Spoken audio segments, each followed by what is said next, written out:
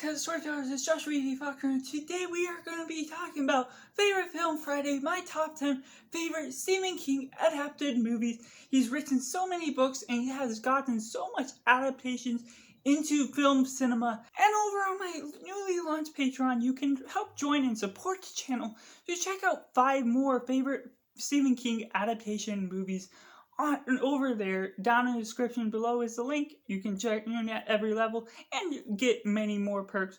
But without further ado, let's go into my top 10 favorite Stephen King movies. At number 10, we have Doctor Sleep, the sequel to The Shining that's really adds some mystical elements, adds some more explanation while still being mysterious and creepy, having Jessica Chastain having this great role as the villain, adding some sort of witchcraft and these other curses type of things into the mix, having some flashbacks and elements with the Overlook Hotel and with just the elements we get from The Shining, having Danny Torrance now all grown up, and as a direct source from Stephen King writing a sequel so many years after, just makes for quite an interesting parallel to the predecessor. Coming in with number 9, we have Carrie from 2013. Now, I haven't watched all of these Carrie movies just yet, but I have really enjoyed the Carrie movie in general, and 2013 I was surprised to just really enjoy it. Just Kimberly Pierce bringing such an interesting direction with the camera movements, reminding me something of Sam Raimi's directing and how he films movies. And while it does take some of the emotions, changes some slight elements to modernize the story in general, since it's now taking place in 2013 rather than the 1970s, I do feel they pulled it off rather well. And though some of the emotions aren't quite there, the modesty of this film really works to its own advantage, making it feel different, but also still having some of that creepy vibe that I'm still really enjoying. The telepathic girl that's still struggling to find herself within all this, and just ultimately going to an ultimate showdown at the end using her powers. Coming in at number 8, we have It Chapter 2. Now, this is a lengthy one that's just the second half of the book that we sort of go. And I haven't watched this since theaters, but having read the book itself, I've really come to appreciate this film even more, just with the flashbacks and back and forth. That's sort of how the film's written.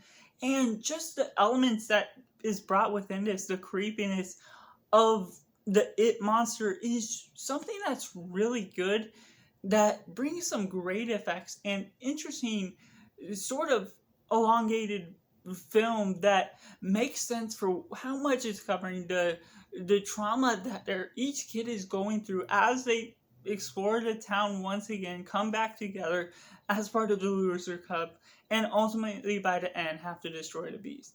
And coming in at number 7, we have Stand By Me. Now, this is just another film that's really touching with the way they unite these friends type of teenagers, that just, it's a bit more vulgar, but it's really enjoyable. Just the journey they take on, and the Stand By Me song in the track as they discovered this murdered body that they have to go out and hunt, and then the horror that comes and follows as others are down to hunt it as well.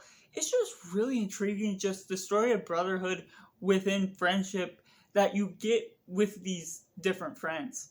Coming in at number 6, we have Shawshanks Redemption. Now, Morgan Freeman and Matt Damon bring stellar performances in just this prison movie, and just the prison maybe of the wrongdoing of what they do, but also brings the tragedy of what happens when some people get out of prison, the choices they make, and how they have to resonate with a lifelong time in prison. And then just the way Matt Damon brings such a strong performance, and his escape within this movie brings such a powerful partnership between him and Morgan Freeman, and just altogether, less of a horror movie, but just as much of a interesting drama.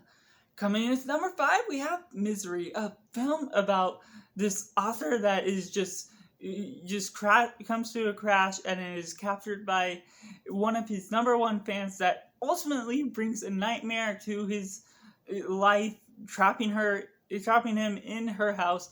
And Kathy Bates brings such a strong performance, being something creepy. And I've actually read the book, and they lessen the horror of this book, but you still get this strong horror vibe that she just has a creepy presence that it's just hard to want to live in, and just you really feel that atmosphere grow and grow, especially as you're more feeling trapped in the house of Paul Sheldon's nightmare that he's now within, as he has to rewrite his misery interest. And coming in at number 4, we have Gerald's Game, and this is a film that I honestly don't know when I'll be able to rewatch ever again, because it's on Netflix, but it's highly enjoyable, but the most unsettling film that I've seen. Just, I don't want to spoil too much, but there's sort of a wrist-cutting scene, just this guy that's they're going to have this sexual adventure, and just getting trapped in her bed in chain cuffs as the husband dies, and the doors open where there's this dog that's already power hungry, and just her survival within that. You feel trapped within the handcuffs yourself, and not knowing how to deal with what is going to happen with this girl, and makes me all the more intrigued to read the book itself.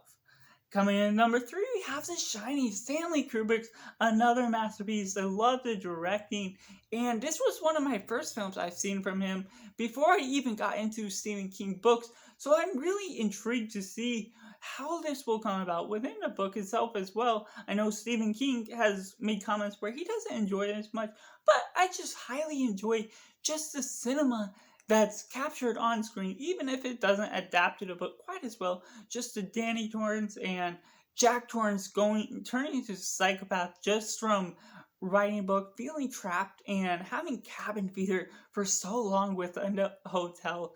Just such creepy vibes with such great film elements used within the filmmaking. And coming in at number 2 is Carrie, the original. That's absolutely amazing. It's a lot less modest, so beware of that if you're trying to get a modest film for younger kids. That's just still about this girl having this period, but also still having to learn about her telepathic powers, and then having that very strong conservative mother that wants to protect her, thinks she's sinning just because she's having this period, and believing there's some wrong within her, and just the tension that grows in between that, and then also leading up to the prom that's replicated within some of the remakes as well, but this one just does it so well that the images are just stuck in my mind. That performances are so well, and even as it can be sounding a little annoying at sometimes, it altogether makes sense exactly for what it's going for. The whininess and the complaints of what she's going through feels so real to the situation we're put into. And coming in at number 1, we have The Green Mile, a film with John Coffey put in this prison and having this magical sort of power to be able to heal people that he touches, and just the tension he goes through this, and the wrong that he's accused of, and discovering more and more about the situation and why he was put in there, and then just going how that leads into the ending, the lives he touches through this. But the ending is, without spoilers at all, it's just so emotional, the way you get to attach to all of these characters, and just something of a great performances, great filming, and great story all throughout. So that was my top 10 favorite Stephen King adaptations into movies.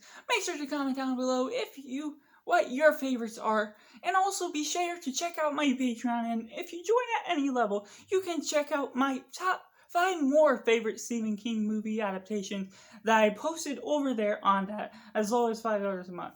Make sure to check that out, and make sure to like and subscribe if you haven't already, if you enjoyed this video. Thank you for watching. Bye for now.